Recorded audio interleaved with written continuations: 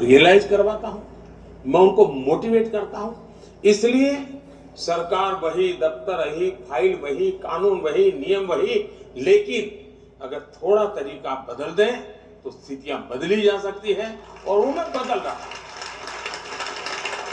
मेरा पहला अनुभव दिल्ली में ब्यूरोक्रेसी को तब आया जब मैं प्रधानमंत्री जनधन स्कीम लेकर के आया और मैंने तय किया कि भाई बैंकों का नेशनलाइजेशन हुआ था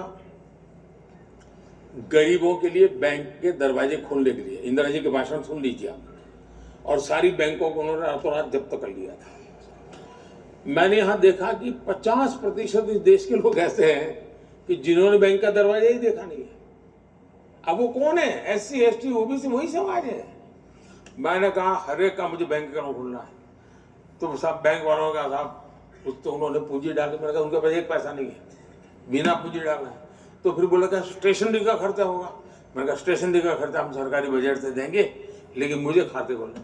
लेकिन बोले साहब हम घोषणा कर देते हैं जो भी आएगा। मुझे आएगा नहीं, ढूंढना है किसका खाता नहीं खुला, उसके घर जाना है, ढूंढ के लाओ। खैर मैंने सब बताया। हमारे अरुण जेटली जी फाइनेंस मिनिस्टर थे। अब वो यहीं से पले बड़े थे, आप ही के बीच में, तो उनकी दुनिया तो अलग ही थी। तो उन्होंने कहा मोदी जी सब नीचे तक। मैंने कहा ऐसे नहीं भाई, मैं हर हफ्ते पूछ मीटिंग लूंगा। अब मैं कहा आपको भी बैठना होगा। तो करीब 30-40 अफसरों को हर हफ्ते में बुलाता था, बताओ भाई आज कितने अकाउंट खुले, कौन से बैंक का कितना पा। तो बोले साहब प्राइम मिनिस्टर ही कैसे करता है? मतलब ये प्राइम मिनिस्टर ऐसा ही है।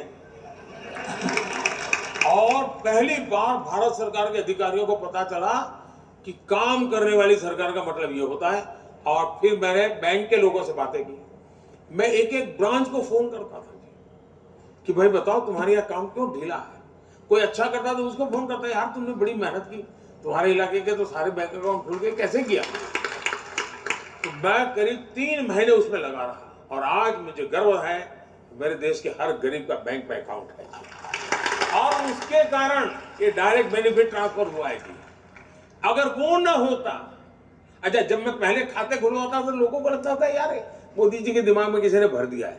उनको मालूम नहीं है कि मोदी की डिजाइन बहुत लंबी होती है। उस समय सिर्फ खाते खोलता था, मैं आज उसकी जिंदगी बदल रहा हूं उसके माध्यम से। और आज लाखों करोड़ रुपया बैंकों के उनके नाम पे जमा है जी।